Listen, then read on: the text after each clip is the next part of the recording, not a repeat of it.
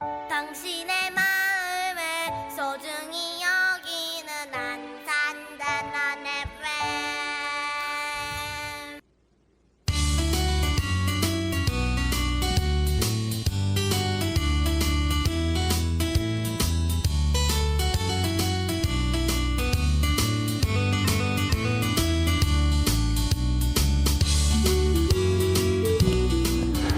안녕하세요. 88.7MHz 단원 FM에서 보내드리는 LQ를 지향한다. 전원석의 횡설수설인문학 33번째 방송을 시작하겠습니다. 참고로 LQ는 낮은 수준을 뜻하는 로우 퀄리티의 준말입니다. 저는 진행을 맡은 천원석입니다.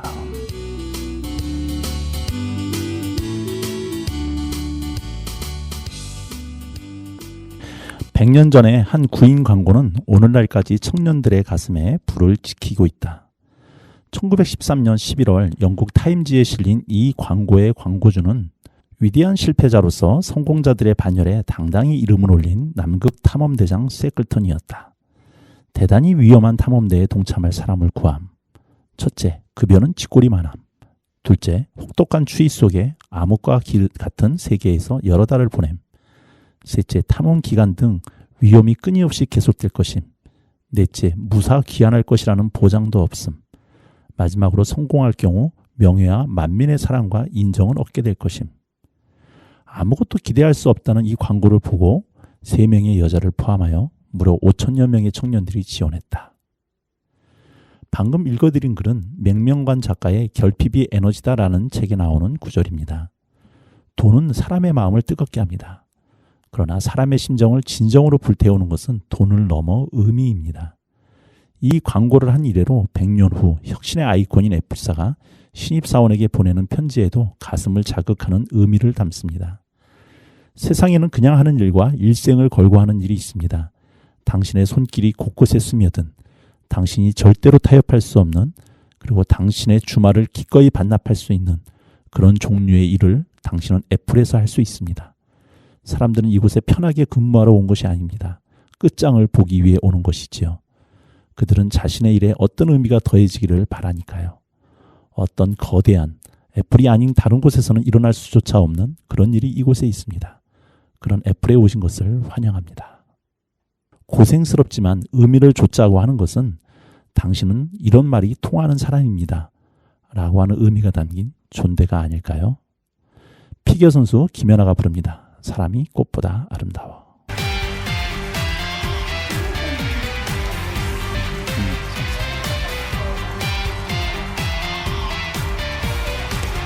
강물 같은 노래를 품고 사는 사람은 알게 되지 내내 어두웠던 산들이 저녁이 되면 외강으로 스미어 꿈을 꾸다 밤이 깊을수록 말없이 서로를 쓰다듬으며 부둥켜안은 채 느긋하게 정들어 가는지를 누가 뭐래도 사람이 꽃보다 아름다워. 이 모든 외로움 이겨낸 바로 그 사람. 누가 뭐래도 그대는 꽃보다 아름다워.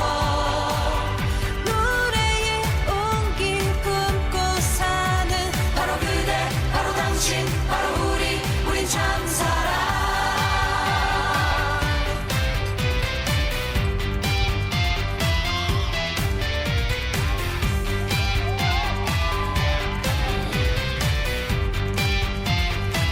누가 뭐래도 사람이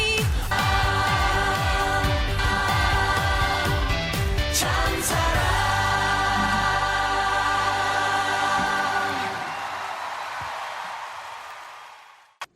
네, 피겨 선수 김연아가 불렀습니다. 사람이 꽃보다 아름다워.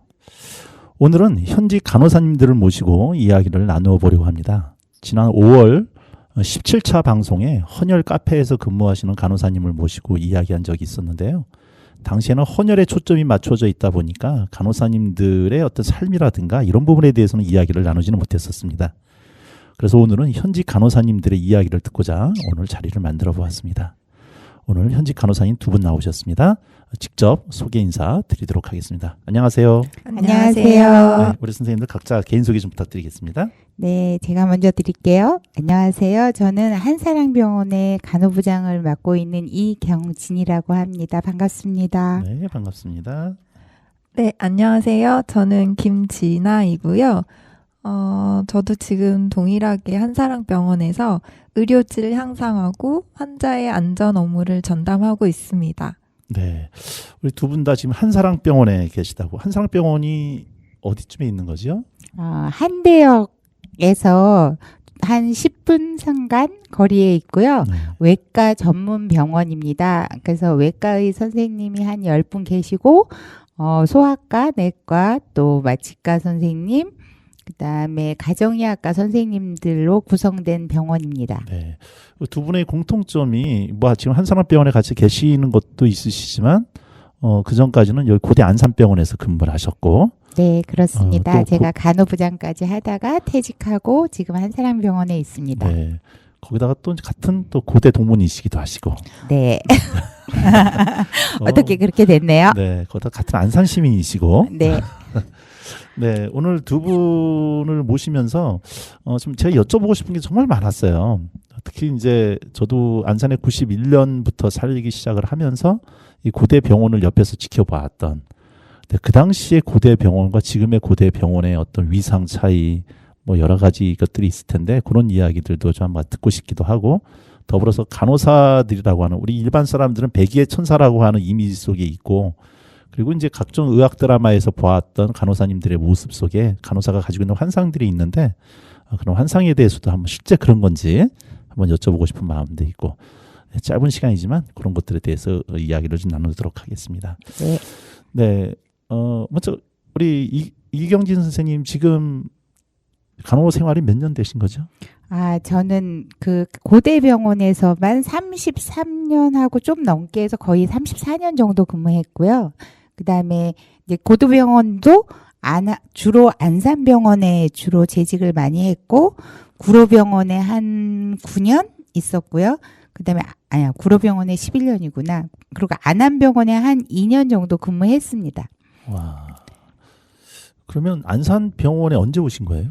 제가 초임을 안산에 와서 아까 그 우리 사회자님이 말씀하신 열악했던 고대 안산병원의 실정과 현재 실정까지 두루 봤는데 87년에 처음 발령이 나서 왔었고요. 중간에 잠깐 구로동에 한 10년 정도 가 있다가 다시 수간호사로 승진하면서부터는 쭉 안산에 주로 있었습니다. 네. 안산 고대병원의 역사와 함께 하신. 네. 예. 우리 김진아 선생님은 네. 몇 년 되셨죠? 저는 20년을 했고요. 02년도에 고대 안산병원에 발령을 받아서 중환자실에서 3년, 그리고 혈액종양 전담 간호사로 한 13년, 나중에는 이제 묵은병동과 안병동의 수간호사로 또 일하다가 작년에 사직했죠. 네. 지금 20년, 34년 되셨다고 하니까 우리 두 분 선생님들의 이제 연식이 어느 정도 되셨는지는 미루어 짐작을 할 수 있다고 되고요. 네. 그 당시에 지금도 마찬가지지만 지금도 간호사가 여러 그 여학생들의 꿈이기도 하고 로망이기도 하죠. 그 당시 특히 우리 이경진 선생님이 계셨을 때, 죄송합니다만 학번이 83학번입니다. 83학번이시면 네. 지금 거의 지금 환갑 할아버지는. 네, 네. 그렇습니다. 연식을 막 바뀌면 이미 다 아셨기 때문에 네. 미루어 짐작해서. 네. 그 당시에도 간호사란 직업이 이렇게 뭐 선망되는 직업이었나요? 저는 사실은 간호학과라는 꿈을 꿔본 적은 없어요. 근데 이제 저를 잘 알고 계시는 담임 선생님이 저를 딱 그 학교 이제 진학 그 원서를 써주실 때 너는 간호사가 너무 천직일 것 같고, 그 다음에 그 간호사를 하면 평생 네가 남한테 손 벌릴 일이 없을 거고, 참 잘할 것 같다. 그리고 내 후배가 되면 좋겠다. 그때 이제 저희 담임 선생님이 고대 국문과 나오신 담임 선생님이신데, 그래서 연대가 아닌 고대를 추천해 주셔서 간호학과를 왔고, 못 모르고 왔는데, 저는 지금은 정말 나한테 잘 맞는 직업이었구나 하는 생각이 들고 보람 있는 직업이다. 이렇게 생각이 듭니다. 우리 김진아 선생님은 어떻게 간호학과를 선택을 하셨는지? 저는 당시 그 메디컬 드라마 정확히 그 제목은 생각이 안 나는데 하얀 거탑? 아니요, 종합병원이었던 것 같아요. 그래서 이제 의료계에 관련된 어떤 그런 그 이미지가 좀 머리에 있었던 것 같고, 그다음에 고등학교 1학년 때 입학하자마자 첫날 입학식 때 국어, 영어, 수학 과목 시험을 치르는 거예요. 아직 배우지도 않았는데. 그리고 그날부터 바로 야간 자율학습을 시작을 했고, 집에 오니까 밤 12시가 넘어가고, 그런 약간 고1인데 고3 같은 어떤 입시 경쟁을 느끼면서 제가 굉장히 긴장하고 무섭고 막 겁이 되게 많이 났던 것 같아요. 그리고 한 달 뒤에 위경련, 위궤양 이런 게 생겨가지고 병원 치료를 받으면서, 그때 이제 처음으로 저는 이제 그 의사니 간호사니를 이렇게 좀 접하게 됐고, 그때 이제 막연하게 백의의 천사인 간호사가 되고 싶다라는 그 꿈이 생겼던 것 같습니다. 예, 뭐 자연스럽게 얘기가 좀 나왔는데요. 우리 김진아 선생님 같은 경우는 그 당시 의학 드라마를 보면서 뭐 나름대로 환상이 있으셨다 말씀하셨는데, 지금도 그 이후로 메디컬 드라마는 수많은 드라마의 단골 소재이기도 하지요. 뭐 가까이는 이제 낭만닥터 김사부, 그 다음에 뭐 슬기로운 의사생활 뭐 이런 것들을 통해서 시청자들은 이 의사들 세계, 또 의료 세계, 간호사들의 세계에 대한 어떤 로망이라든가 환상을 갖게 되는 것 같아요. 단도입적으로 얘기해서 드라마에서 보여주는 병원 생활, 실제와 어느 정도의 이게 싱크로율이 있나요? 한 50%? 50%. 그냥 뭐 비율로 말하자면, 근데 저는 낭만닥터 김사부는 보지는 못해가지고 잘 모르고, 그 슬기로운 의사생활을 제가 개인적으로 좀 재밌게 보긴 했지만, 우리의 현실과는 참 괴리가 있구나라고 봤던 것 같습니다. 이경진 선생님. 저는 그 올해 이제 간호사 생활을 한 사람으로서 처음 시작할 때보다는 지금은 많이 간호사들이 독립적인 위치에서 활약을 하고 있고, 여러모로 전문직다운 간호사 모습들이 많이 나와서 어느 정도는 TV에서 보는 그런 면들도 많이 지금은 부합한다고 봅니다. 근데 그럼에도 불구하고 작은 작은 병원이나 이런 데서는 조금 다른 모습도 아직 존재하는 것 같습니다. 그 제가 알고 있는 게 아니라 제 주변에 이제 간호사님들을 뵙게 되면 네.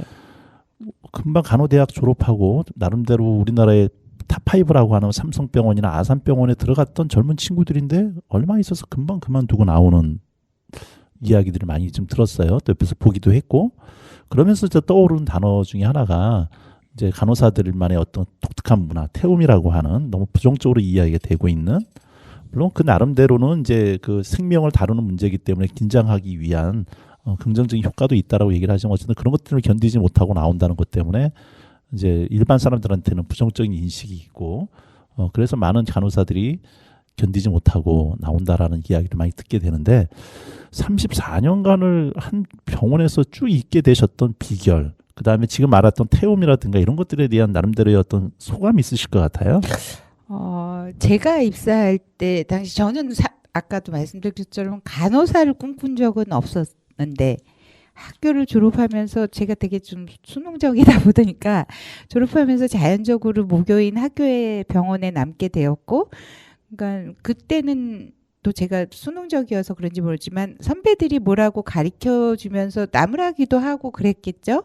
근데 이제 그러면 이걸 지금은 내가 신규니까 그냥 배워야 하는 입장이다라고 배웠고, 그걸 하나씩 해가면서 환자들한테 뭔가, 오늘 저도 처음에 중환자실에서 근무했는데 가래를 막 뽑아주고 났더니 다음날 엑스레이가 환하게 그 사람 폐가 좀 깨끗해지는 모습을 보면서 행복했고, 그런 것들을 그냥 단시간적인 목표를 좀 저는 세웠던 것 같아요. 그래서 요 기간은 요것만 하면 되지. 그러다 보니까 어느새 3년이 지나면서 또 결혼을 하고, 그러니까 또 목표가 달라지고 그래서 그거를 해내면 또 그게 기뻐서 또 하고 그러면서 그 다음 단계 하다 보니까 간호부장까지 그냥 제가 가 있었던 것 같아요. 처음부터 제가 오래 하면서 간호부장이 되겠다고 생각한 적은 한 번도 없었어요. 근데 그렇게 단기적 목표를 성공해가는 경험을 하면서 행복한 게 굉장히 좋은 직업이라는 생각이 들었었어요.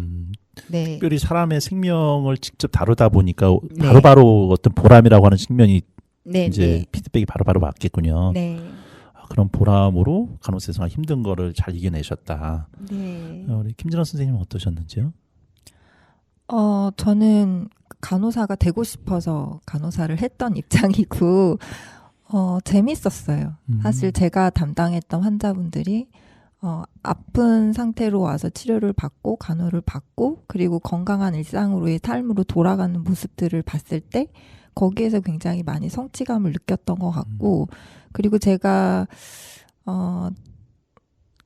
혈액종양 전담 간호사로 일을 했잖아요. 이게 어떤 전문 파트의 일을 할 때 굉장히 많이 공부를 또 하고 또 연구하고 그리고 그것들을 환자분들한테 또 알려주기 위해서 교육하고 상담하고 노력을 좀 많이 했었는데 네, 그렇게 해서 또 좋은 결과들을 봐오면서 20년이라는 간호사를 할 수 있었던 것 같습니다. 지금 혈액종양 네. 파트라고 하셨는데 네. 저희가 생각하는 이제 간호사의 직군이 네. 그냥 단순히 의사의 오다를 받아서 처치하고 그다음에 다 퇴근했을 때 환자들을 케어하는 그런 정도로 인식이 되어 있단 말이에요. 근데 그런 기본적인 역할 말고 또 전문적인 또 다른 분야가 있으신 거잖아요. 네, 그렇죠. 얘기를 한번 해주시죠. 대부분의 간호사들은 간호사라 하면 병동에 3교대하고 환자의 옆을 지키는 간호사가 일반인들이 생각하는 그렇죠. 간호사일 거예요. 근데 간호사가 할 수 있는 직군은 굉장히 많고 여러 가지 업무를 합니다. 근데 많은 숫자가 병동에서 일하는 건 사실이고요. 24시간을 환자를 지켜야 하기 때문에 그래서 그렇게 옆에서 실질적인 환자의 상태를 파악하면서 회복을 돕기 때문에 일반 병동에 있는 간호사들도 그거에서 행복을 느끼기는 많이 할 거예요. 근데 이제 실제로 그렇게 사직을 하거나 태움이 있다고 하는 거는 환자의 생명을 다루다 보니까 다른 조직보다는 조금이라도 실수가 나오면 민감하게 환자한테 영향을 줄 수뿐이 없기 때문에 더 좀 민감하게 얘기를 할 수뿐이 없는 상황이라고 생각하고 그 학교 제도가 사실은 실무에 나오면 업무를 딱 할 수 있게 졸업해서 배출이 되지 않고요. 그렇죠. 실제는 거기는 지식적인 베이스를 깔고 오지만 지금 현실은 저희가 학생 때만 해도 학생 때 실습 나가서 IM도 하고 그러니까 정맥주사, 근육주사를 다 놔보고 드레싱하는 것도 싸서 간단한 드레싱하는 것도 해보고 저희는 그럴 수 있었던 시대인데 지금은 그거를 시뮬레이션해서나 배울 수 있고 실무를 안 하기 때문에 실무를 모르는 신규들이 와서 그걸 못하기 때문에 그걸 하다 보니까 환자들한테 2번, 3번 찌르면 본인이 스스로 나 이만큼 공부해서 왔는데 이런 자괴감도 들을 거고 그런 여러 가지들이 쌓여서 따라가지 못하고 큰 대형 병원일수록 더 중환자가 많으니까 그런 거에서 오는 허탈감, 뭐 여러 가지 이런 것들이 쌓여서 사직을 하게 되는 거 아닌가 하는 생각이 더 사실은 크게 듭니다. 그래서 현실과 실제 실무는 동일하지 않다는 것이 간호사들이 신규들의 사직을 많이 불러일으키는 이유의 첫 번째가 아닐까 생각이 들어요. 네, 그리고 좀 전에 그 천원성 선생님 질문하셨던 그 간호사의 그, 직군이 보통 저희가 알고 있는 일반 간호사 외에도 지금 현재 법적으로도 저희가 전문 간호사가 한 13개 정도 영역이 있고요. 저는 이제, 13개 정도 영역이 있고 그 외에도 그 피지컬 어시스턴트라고 그래서 어떤 그 뭐 수술적인 부분에서 좀 보조를 해준다든지 하는 어떤 그런 업무를 보고 있는 간호사들도 있고, 네, 좀 다양합니다. 그런 것들은 자기가 자원을 해서 가는 건가요? 아니면 병원에 딱 취업을 하면 병원에서 나눠주는 건가요? 보통은 본인들이 선호해서 지원 그런 자리가 있을 때 지원을 하고 다시 선출해서 그 일을 하게 되죠. 그럼 어떤 직군 같은 경우 예를 들어서 혈액 종양내과다 이런 것들은 간호사들이 많이 선호하는 직군인 건가요? 그거는 이제 병원마다 좀 다를 것 같긴 한데요. 제가 근무했던 고대 안산병원 같은 경우는 그 종양혈액내과 병동이 그 간호간병 통합 서비스 병동이었어요. 이제 간호간병 통합 서비스는 담당하는 환자 수가 정해져 있거든요. 근데 저희는 이제 6명 이내로 볼 수 있는 상황이어서 보통 일반 병동에서는 훨씬 더 많은 환자를 보거든요. 그래서 그런 이유로 신규 간호사들이 안병동을 지원해서 오는 경우가 되게 많았거든요. 네. 업무 강도가 아무래도 좀 이렇게 쉬울 것 같다라고 하는 어떤 담당하는 환자 수가 적다는 적으니까. 이유. 네. 네. 저 그런 면에서 이렇게 처음에 간호사 발령을 받고 오셨을 때 어쨌든 주사를 놓으셨을 거 아니에요. 저는 참 이렇게 저도 헌혈을 좀 꽤 했는데 주사를 놓으시는 간호사들 볼 때마다 독하다는 생각이 들어요. 남의 팔에 이렇게 주사를 쑥쑥 씹어넣는 처음에 넣으셨을 때 기억이 있으셨을 것 같아요.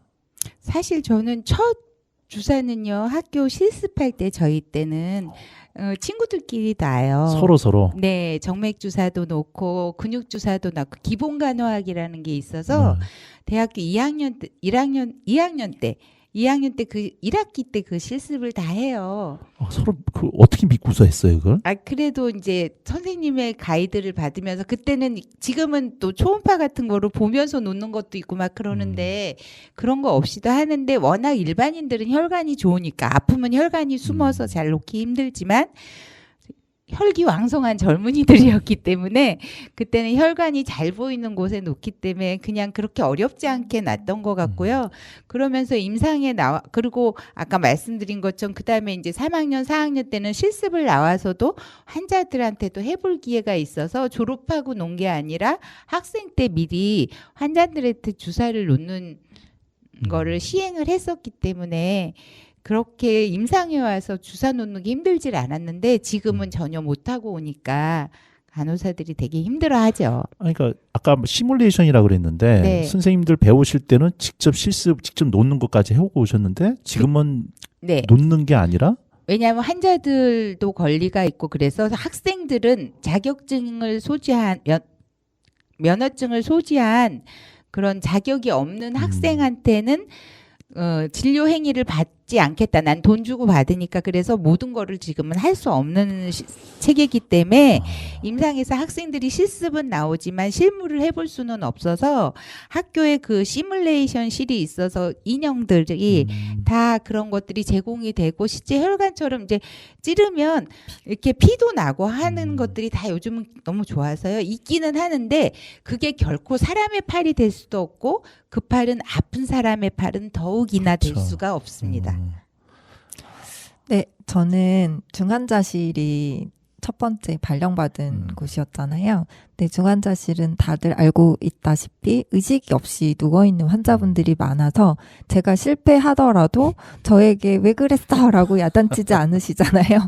그래서 좀 심적으로 그 불안감이나 이런 건 좀 덜한 상태에서 시도를 하다 보니 그 스킬을 좀 더 빠르게 익힐 수 있지 않았나? 라는 생각이 들고 또 거기다가 팔에만 놓지 않고 중환자실은 혈관이 워낙 놓기가 어렵거든요. 그래서 팔, 다리, 여기저기 손가락, 머리 다 놓거든요. 그러다 보니 나중에 경력이 쌓이면은 저는 정말 다양한 장소를 다양한 부위를 놓을 수 있는 좀 의도하지 않았지만 그런 스킬을 좀 갖게 되는 간호사가 됐던 것 같습니다. 네.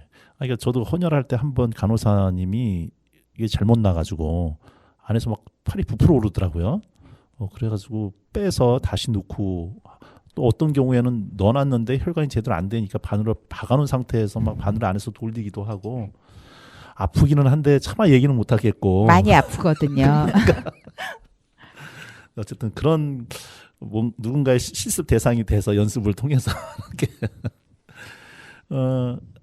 일반 이제 시청자나 일반 환자들 입장에서는 그래도 가장 기억에 남는 게 결국 응급실하고 중환자실이 아닐까 싶어요. 그래도 중환자실의 경험들이 다들 있으시니까 뭐 그때 경험했던 최고의 기억, 최악의 기억 같은 게 있으실 것 같은데. 저는 아까 잠깐 이제 미리 사전에 말씀드렸는데 아직도 제일 기억에 안 남는 거는 이 안산병원 처음 발령 와서 그 사절에는 고대 안산병원의 중환자실이 침상이 8개뿐이 없었고 간호사 7명이 돌아가면서 근무하기 때문에 그 둘이 근무하지 않는 시간이 있었어요. 이렇게 네. 겹치지 않아서 이렇게 하다 보면 몇 시간씩 혼자서 근무해야 되는 시간이 잠깐씩 있었는데 그 시간에 공교롭게 이제 환자가 심정지가 와서 혼자서 울며 불며 심폐소생술을 했던 거는 아이고. 절대 잊혀지지 않는 것 같아요. 그래서 살아나셨어요?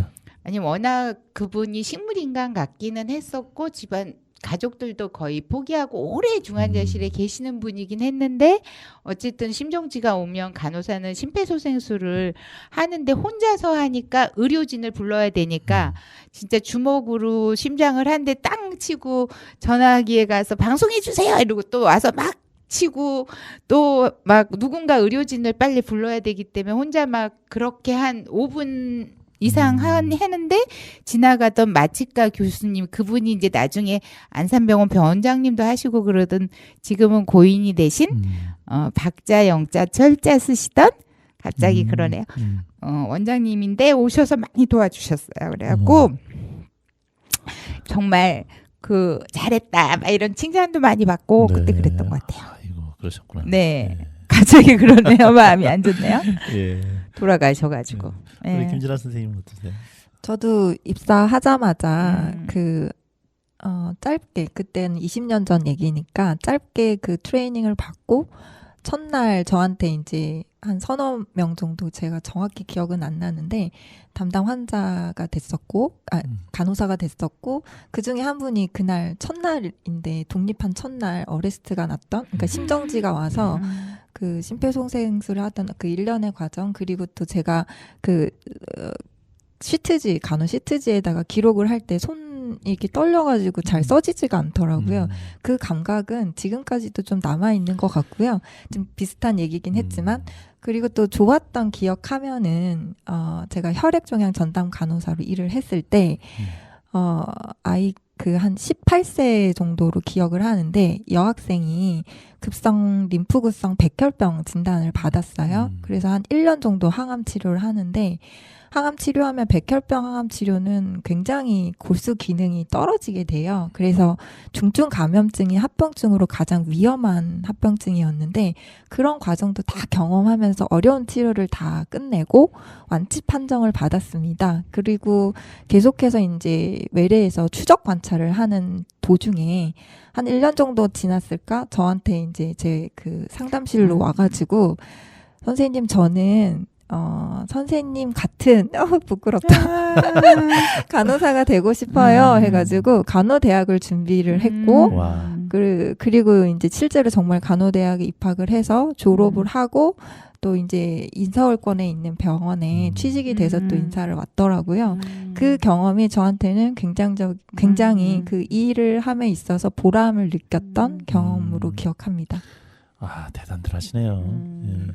아니, 그래서 좀 말씀 듣다 보니까 딱 하나 떠오른 생각이, 이렇게 이제 심정지가 왔을 때 심장 압박을 하는데, 우리가 이제 가끔 뉴스에서 그런 거 듣잖아요. 버스에서 누가 쓰러졌다. 그런데 주변에 사람이 달려가가지고, 아니면 고등학생이 가서, 골든타임 때 그걸 살렸다라고 하는.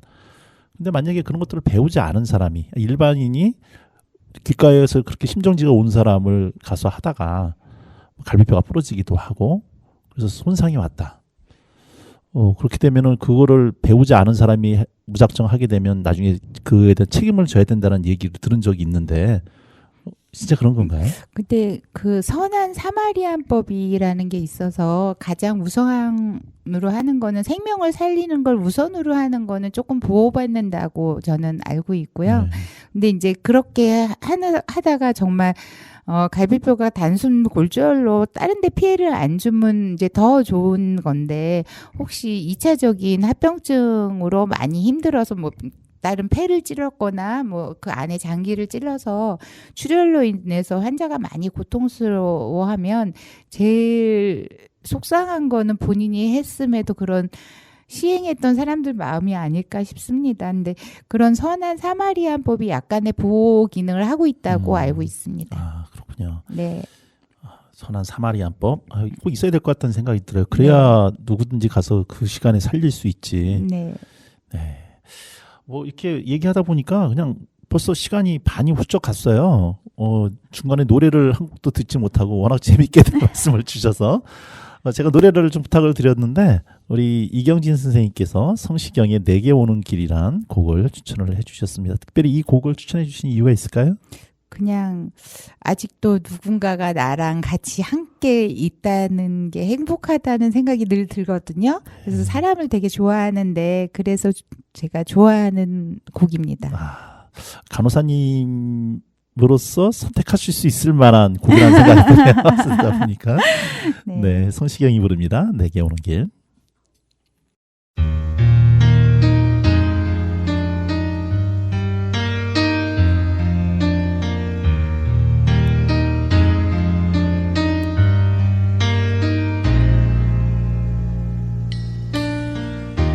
지금 곁에서 단 생각에 잠겨 걷고 있는 그대 설레는 마음에 몰래 그대 모습 바라보면서 내 안에 담아요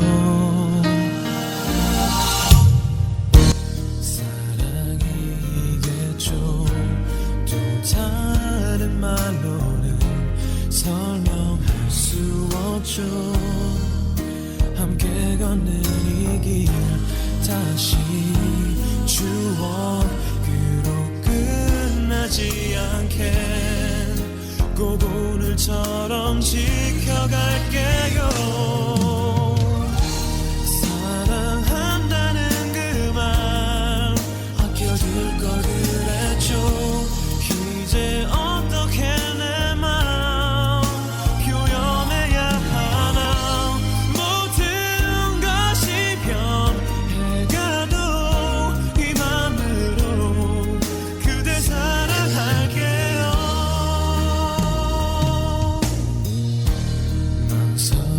망설였나요 날 받아주기가 아직 힘든가요 그댈 떠난 사람 그만 잊으려고 애쓰지 마요 나 그때까지 기다릴 테니 사랑한다는 그 말 아껴둘 걸 그랬죠 이제 어떻게 내 마음 표현해야 하나 모든 것이 변해가도 이 맘으로 그대 사랑할게요 눈물이 또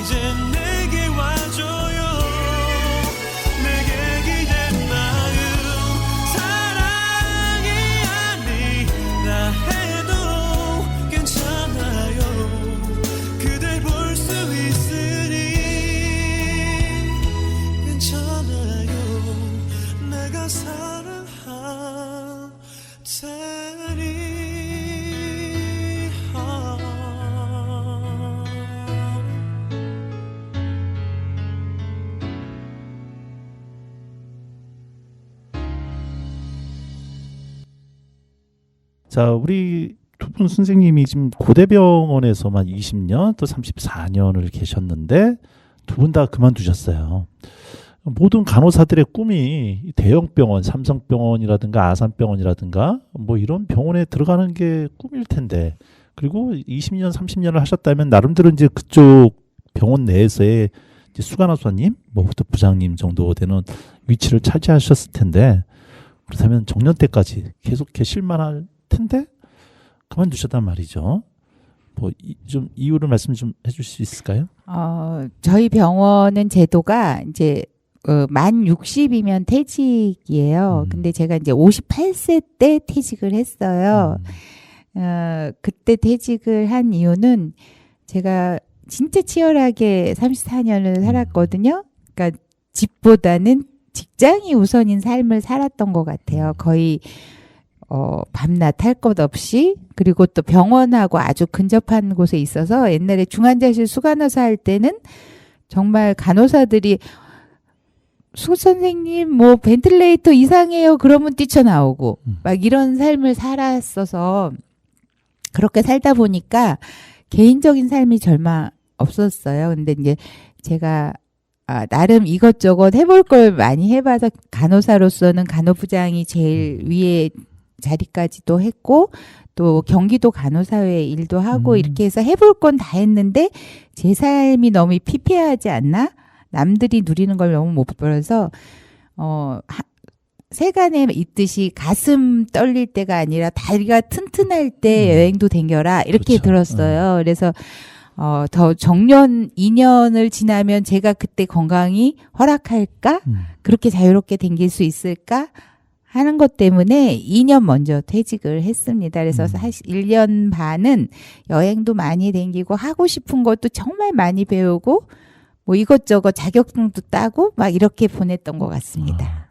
그런데 다시 또 간호사님이 되셨어요? 그래서 간호사 안 하고 싶었어요. 근데 이제 그게 제가 간호사 정말 안 하고 싶었고 내가 즐기면서 살리라 했는데, 제가 이제 그렇게 자리를 하다 보니까 중소병원이 사실 실정이 되게 열악해요. 좋은 사람을 만나서 잘 이끌어가기가 쉽지 않으니까, 이쪽이 제가 고대병원에 오래 있다 보니까 여기에 또 원장님들 아시는 분들이 다 너무 많은데 도와달라고 너무 많이 콜이 왔는데 하여튼 1년 반은 어쨌든 쉬고, 정 안 돼서 꼭 필요한 자리라 그래서 여러 가지를 타협을 보고 지금 한사람병원에 아주 작은 일부터 시작을 했는데 지금은 어쩔 수 없이 또 간호부장의 역할을 하게 됐어요. 근데 이제 이 직업도 그 병원이 잘 또 운영이 되고 뭐 제가 기여할 만큼 했다 싶으면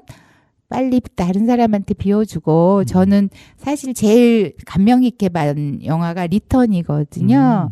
인턴이거든요. 그래서 그런 뒤에서 밑거름이 되는 삶을 좀 살고 싶은 게 제 희망입니다. 네.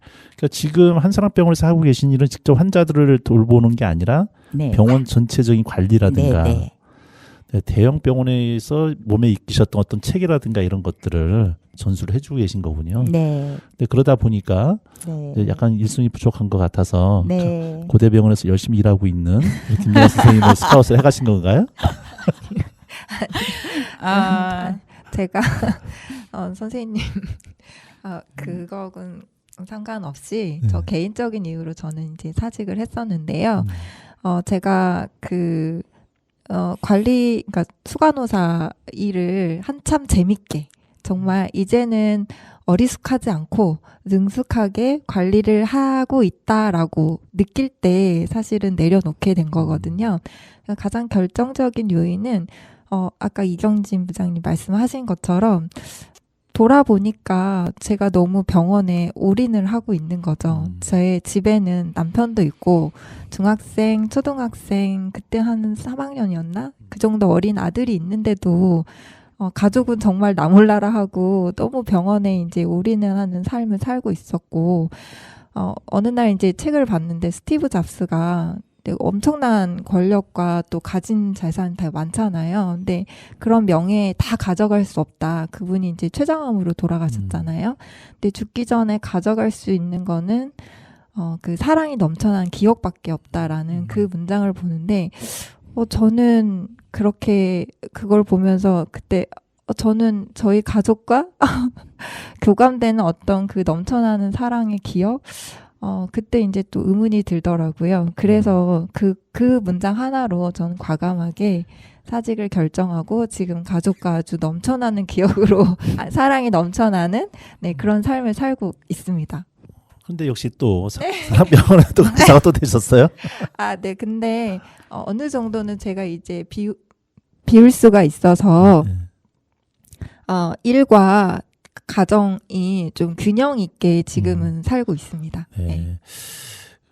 한창 일하실 때인데 박하 선생님이 좋아하시던가요? 그만둔다고 할 때? 네, 제가 그거 결정을 내릴 때 가장 긍정적으로 저를 지지해준 사람은 저희 신랑이죠. 네. 겉으로만? 아니면 지가 진심으로. 그리고 네. 지금은 저의 그런 삶을 너무 부러워하고 있습니다. 그게 좀 위기예요. 네. 박하 선생님이 능력이 있으시군요. 아니, 없어도 저희는 잘 살 수 있다. 그런 주의입니다. 자, 우리 이경진 선생님 같은 경우도, 아니, 두 분도 마찬가지인데, 저희가 알고 있기로는 간호사님들은 24시간 케어가 돼야 되잖아요, 병원에. 네. 네. 그러면 이제, 뭐, 이게 낮에도 갔다가, 밤에도 갔다가. 네. 3교대를 하죠. 3교대를 하게 되면, 자녀 양육을 하면서, 가정 주부로서의 생활도 해야 되고. 네, 네. 이거 어떻게 이거를 이겨내셨어요? 저는 이제, 제가 결혼을 3년 차가 좀 지나면서 했고, 또 결혼하자마자 아기가 생겨서 이제 아기를 낳고, 근데 결혼해서는 시부모님을 모시고 살았었어요.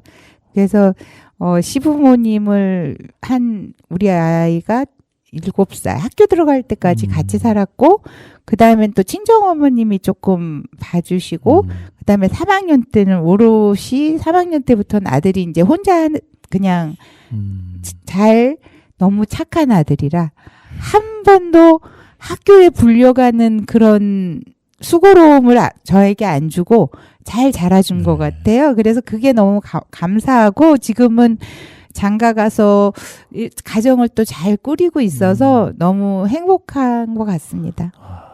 결국 간호사님들 말씀 들어보면 옆에, 뭐 지금도 마찬가지겠지만 그 당시만 해도 또 누가 옆에서 양육을 해줄 분이 없으면 쉽지가 않았을 거라는 생각이 좀 들고. 맞습니다.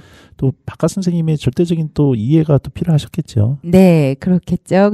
네, 좀 그렇습니다. 별로 동의를 안 하시는.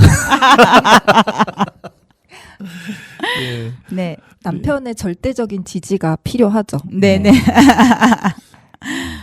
아니, 이렇게 남편 입장에서 내 아내가 간호사야라고 했을 때 뭔가 이렇게 어깨에 힘이 들어가게 되는 그런 사건 같은 경우나 그런 게 없으셨을까요? 저는 남편보다 이제 아들이 있었는데 저한테도 고비가 있었겠죠. 네. 근데 다른 거는 아니고 저는 제 자신이 힘들어서 뭐 직장을 관둬야 되겠다 이런 생각은 한 번도 해본 적은 없었던 것 같고, 제가 지금 저를 괴롭히는 건 잘 참는데 제 부하 직원들을 좀 괴롭히는 거는 잘 못 참던 리더였던 것 같아요. 그래서 괴롭힌다는 건 환자들이 아니면 의사들이? 윗분들이. 그래서 이제 제가 응급실 수간호사 할 때 이제 어쨌든 경영자는 또 경영 마인드로 보게 되니까 이런저런 것들을 저희한테 요구한 게 있는데, 그게 간호사로서는 하기 어려운 부분이었었어요. 환자를 봐야 되는데 딴 거에 신경 쓰라고. 그래서 그거에 한번 이제 제가 그러면 그럴 때는 저는 못해요. 이렇게 딱 단호하게 얘기하는 스타일이라 그러고 왔는데 굉장히 그게 힘들었던 것 같아요. 왜냐하면 우리 간호사가 환자 옆에서 할 일이 있는데, 간호사한테 뭐 다른 거를 시켜서 그걸 안 한다고, 그걸 잘못했다고 하는 조직이 내가 있어야 되나? 이런 생각을 했던 것 같아요. 그래서 이제 아들한테 와서, 전 남편보다 아들하고 얘기를 하는데 아들한테 와서 엄마는 직장을 관둬도 참 뭐든지 엄마는 해낼 수 있는데 직장을 관두면 어떨까? 이렇게 물어본 적이 있어요. 네. 중학교 때인데. 근데 의외의 답이 나왔거든요. 저희 아들이 자기는 엄마가 고대 안산병원에 수간호사라는 게 너무너무 학교 가서 어깨가 으쓱하다는 예. 거예요. 자랑스럽대요. 그래서 엄마가 계속 병원에 그렇게 왜냐면 아들이 몇 번 또 와서 막 엄마의 그 응급실을 누비면서 활동하는 거를 보고 되게 자랑스러워 했거든요. 그때만 해도 뭐 직업체험? 뭐 이런 게 네. 있었어갖고 선생님도 보고 막 그랬는데 그러더니 자긴 그게 너무 자랑스러운데 꼭 관둬야 되겠어? 이렇게 얘기를 해서 그래서 계속 이어가는 계기가 됐던 네. 것 같아요. 아들이 혹시 청탁하지 않던가요? 엄마 내 친구가 우리 아들은 그런 거 잘 없고 이제 나이 들어서는 진짜 얘가 이제 성인이 돼서는 친구들의 부모들이 아프고 그러면 부탁하는 경우는 있어서 그럴 때는 잘 돌봐드리죠. 네. 네. 김진아 선생님 어떠셨어요? 저는 아이가 뭐 누군가한테 우리 엄마가 이랬어 이렇게 막 의기양양 이렇게 하는 거를 본 적은 없어요. 그런데 그냥 은근하게 그 느껴지는 거는 제가 되게 일을 할 때 아까도 말씀드렸지만 병원 일에 굉장히 올인을 했다고 했잖아요. 그래서 공부도 되게 많이 했었고 근데 일도 집에 와서도 막 끙끙 앓으면서 일하고 그러니까 제가 되게 열심히 사는 그런 모습에 아이가 저를 되게 스스로 그냥 좀 높게 봐줬던 것 같아요. 그런 부분을. 네. 역시 두 분 다 남편 얘기는 한 번도 안 하시고 남편도 좋아하죠. 잘한다 하고. 네. 역시 확신이 없는 목소리였습니다. 자, 지금 얘기하시다 보니까 이 간호사들한테 환자 돌보는 위의 일들을 시켰다라고 하는 얘기를 좀 들으면서 요 근래에 문제됐던 간호법 이제 사태라고 해야 되나요? 어떤 뭐 논란이라 해야 되나요? 이런 이야기를 좀 떠오르게 되는데 현직 간호사로서 이 간호법에 대한 이야기를 저희 청취자들이 좀 이해하기 쉽게 어떤 점이 문제였고 어떤 점이 논란이 됐는지 한번 부탁을 좀 드릴게요. 간호법 제정의 취지가 저는 첫 번째는 간호사 처우 개선에 있지 않았나라고 생각을 하는데요. 현재 국내 상급 종합병원에서 간호사 1명이 담당하는 환자 수가 평균적으로는 한 16.3명 정도라고 하고요. 그런데 미국은 5.3명, 일본은 7명. 그렇게 따지면 저희가 선진국과 대비해서는 약 2-3배 정도 많은 환자를 간호사 1명이 담당하고 있는 거거든요. 근데 이렇게 간호사 1명이 담당하는 환자 수가 많다는 거는 그만큼 한 환자한테 그 제공하는 간호 서비스, 직접 간호 서비스 시간이 줄어든다는 의미이고요.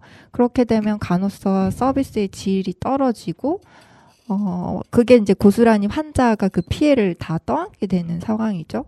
그리고 또한 간호사 입장에서 보면은 환자 수가 어쨌든 많아지면 근무 환경이 열악할 수 있다고 보는데 그러면 이제 간호사 사직률이 높아지고 지금 이게 다 현실이거든요. 그렇게 되면 경력직 간호사의 비율이 낮죠. 다들 아시겠지만 병원에 가가지고 신규한테 주사 맞고 싶지 않잖아요. 다 경력직 간호사한테 맞아야 좀 안심이 되고 그럴 텐데요.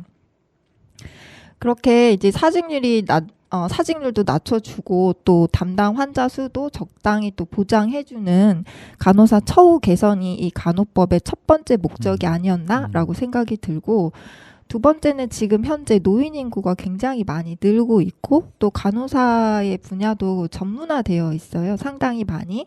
그래서 병원에서만이 아니고 지역사회 곳곳에서 지금 간호사들이 다 일을 하고 있는데 근데 현재 법안으로는 그게 의료기관으로만 국한이 되어 있어요.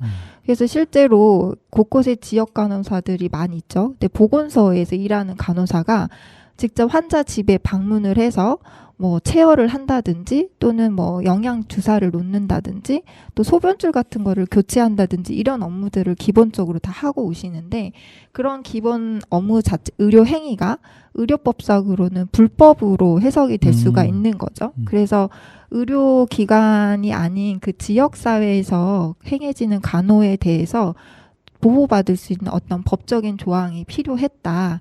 그래서 실제로 이제 저희가 제시했던 간호 법안의 제1조에 이 제정 목적이 뭐라고 되어 있냐면 모든 국민이 의료기관과 지역 사회에서 수준 높은 간호 혜택을 받을 수 있도록이라고 되어 있어요.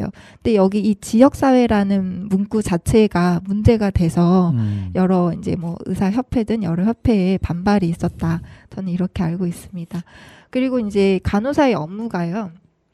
의사의 지도하에 시행하는 진료의 보조라고 되어 있는데, 근데 실제로 임상에서 저도 그랬지만 물론 PA 피지컬 어시스턴트라고 하는 그런 간호사들이 대리 처방을 한다든지 또 수술 보조를 한다든지 검사를 수행을 한다든지 하는 수없이 많은 의사의 업무들을 지금 대행을 하고 있거든요. 근데 그들이 하고 있는 일이 법적인 보호를 못 받고 있는 거예요. 근데 솔직히 말씀을 드리자면 이들이 하는 업무를 법적으로 그러니까 이들이 하는 업무를 정당한 업무다. 그래서 법적으로 보호해달라라는 주장보다는 간호사의 업무를 법적으로 좀 명확하게 명시를 해줘라.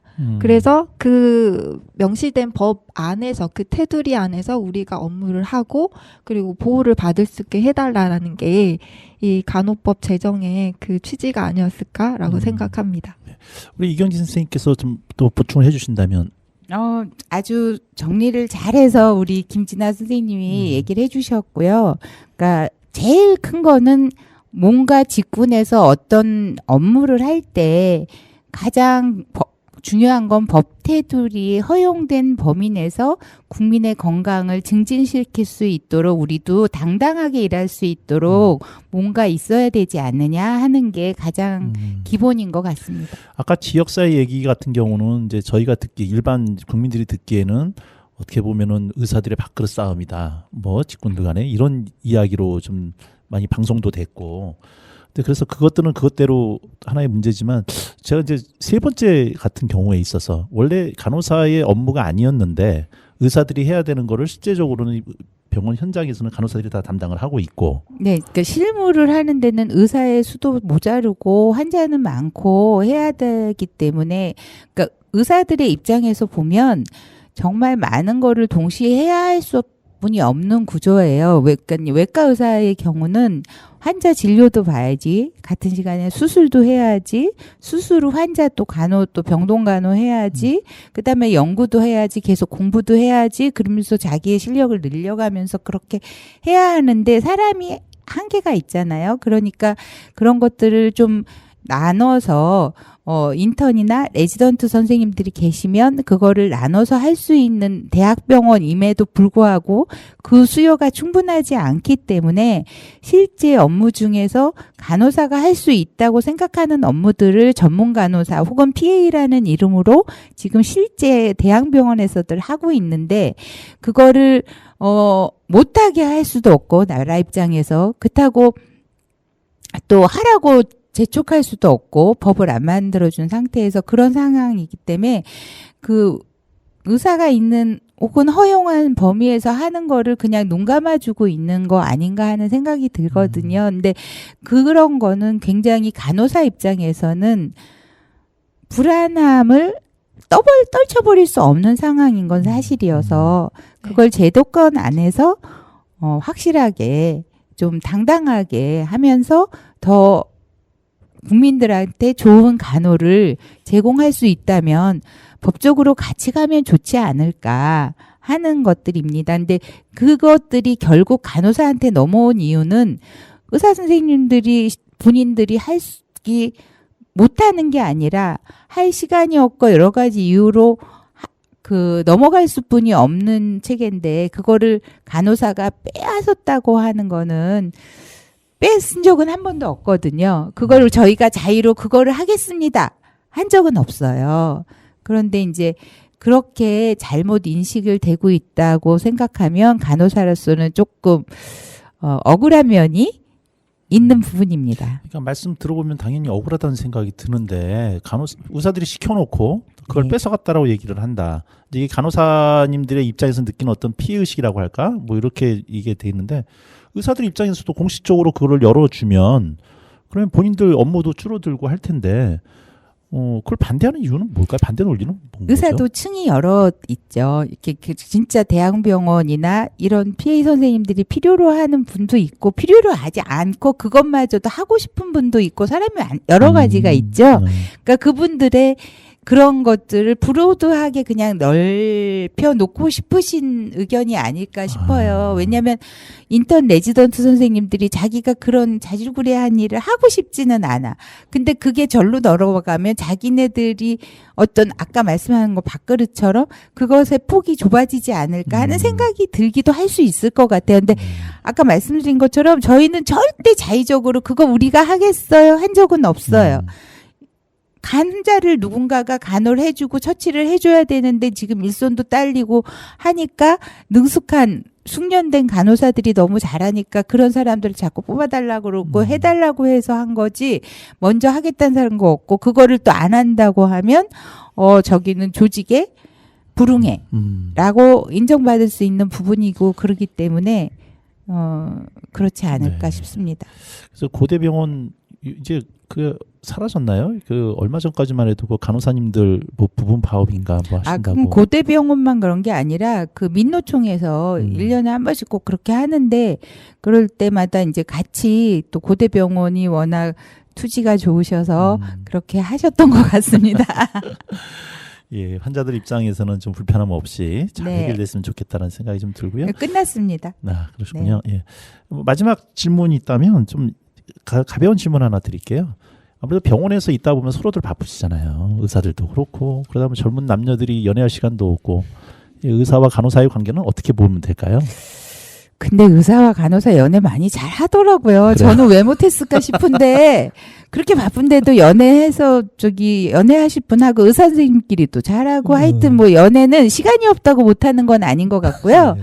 근데 이제 예전보다는 제 생각이긴 한데 의사 선생님들하고 간호사 선생님들이 입장이 동료로 그래도 많이 인정해주는 단계에 들어가지 않나 하는 생각이 듭니다. 그래서 의사 선생님도 어쨌든 간호사가 필요로 하다는 생각을 많이 해주시고 근데 아까 잠깐 얘기한 것처럼 너무 많은 사직이나 그 신뢰성을 잃는 간호사들의 행동만 없다면 그 간호사도 많이 그 의사 선생님들과 함께 갈 수 있는 노력을 많이 하고 있기 때문에 많은 좋은 관계로 점점 거듭나지 않을까 생각합니다. 네, 뭐 당연히 그렇게 가야 될 건데 네. 이제 기존에 우리가 인식했던 것은 뭐 의사들의 간호사들에 대한 하대라든가 이런 부분들에 대한 인식들이 좀 있어서 다행히 이제 우리 간호사 선생님들의 전문 지식이라든가 영역이 넓어져 가면서 어떤 동료 입장으로 되지 않았을까 이런 생각이 좀 들기도 하고 예, 뭐 제가 꼭 이게 알아달라는 얘기는 아니지만 저희 어머님이 9월 1일에 한사랑병원에서 수술을 입원하시는데 뭐 그렇다는 얘기 들으면서 아, 네, 알겠습니다. 네. 네. 제가 오늘 너무 편하게 방송을 좀 했어요. 우리 선생님들이 워낙 말씀을 조곤조곤 잘 준비를 해주시고 말씀을 해주셔서 특히 우리 이경진 선생님께서는 34년간의 그 다방면의 경험치를 가지고 말씀해 주셔가지고 너무 편하게 이야기를 했고 보통 음악도 중간에 한 번 듣는데 음악도 듣지 않고 오늘 쭉 이어갔습니다. 자, 오늘 귀한 시간 내주셔서 발걸음 해주신 우리 선생님들께 진짜 감사드립니다. 아, 저희도 초대해 주셔서 너무 감사합니다. 색다른 경험이었어서 너무 즐겁게 했습니다. 네. 우리 이 방송 그대로 나가도 한사랑병원 원장님 좋아하시겠죠? 좋아하실 것 같습니다. 한사랑병원 자랑 짧게 10초 정도만 해주신다면? 아, 한사람병원 제가 이제 잘 모르고 사실은 이제 그냥 외과 전문 병원이다 그러고서 마침 왔는데 보니까 되게 많은 의료진이 또 실제 그 전공의가 아닌 전문적인 그 교수님들 대학병원 가면 하시는 그런 교수님들이 다들 너무 잘 수술을 하고 계셔서 믿고 수술은 할 수 있는 병원인 것 같습니다. 네, 알겠습니다. 감사합니다. 뭐 말씀해 주실 거. 네, 한사랑병원은 수술 받기 좋은 병원입니다. 네, 알겠습니다. 네, 한사랑병원과 단원 F형과는 아무런 관계가 없다는 거 말씀드립니다. 네, 마지막 노래 들려드립니다. 양희은과 악동이 부릅니다.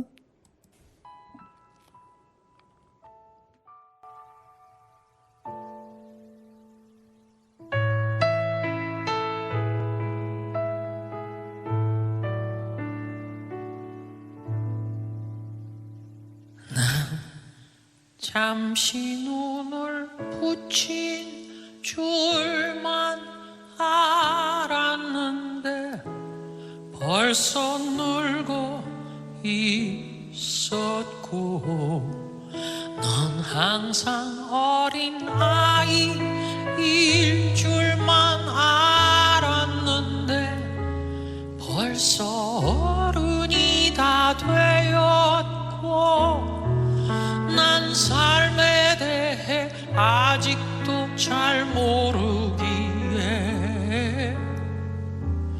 너에게 해줄 말이 없지만 내가 좀 더 행복해지기를 원하는 마음에 내 가슴 속을 뒤져 할 말을 찾지. 공부해라. 아니야, 그건 너무 교과서야. 성실해라. 나도 그러지 못했잖아. 사랑해라. 아니야, 그건 너무 어려워. 너의 삶을 살아라.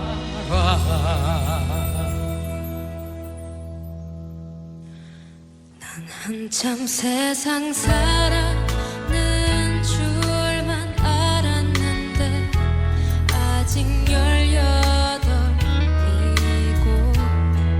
난 항상 예쁜 딸로 머물고 싶었지만 이미 미운 털이 박혔고 난 삶에 대해 아직도 잘 모르기에 알고픈 일들 정말 많지만 억만 돈을 같은 말만 되풀이하며 내 맘의 문을 더 굳게 닫지. 공부해라. 그게 중요한 건 나도 알아. 성실해라. 나도 애쓰고 있잖아요. 사랑해라. 더는 상처받고 싶진 않아. 나의 삶을 살게 해줘. 매번 크고 작은 잘못으로 당신 마음에 망치를 대줘. 그래도 구멍난 맘과 손으로 내 요새 엉킨 실뭉치를 꿰줘. 다 들어주며 괜찮다고 해서 내 맘이 놓여지지 않았는 걸 아실까요? 비울만 하면서도 안아주는 당신 품에 다부터 자라겠다고 Dear mom. 공부해라. 아니야, 그건 너무 교과서야. 성실해라. 나도 그러지 못했잖아. 사랑해라. 아니야, 그건 너무 어려워. 너의 삶을 살아라. 내가 좀 더 좋은 엄마가 되지 못했던 걸 용서해 줄 수 있겠니? 넌 나보다는 좋은 엄마가 되겠다고 약속해 주겠니? 랄라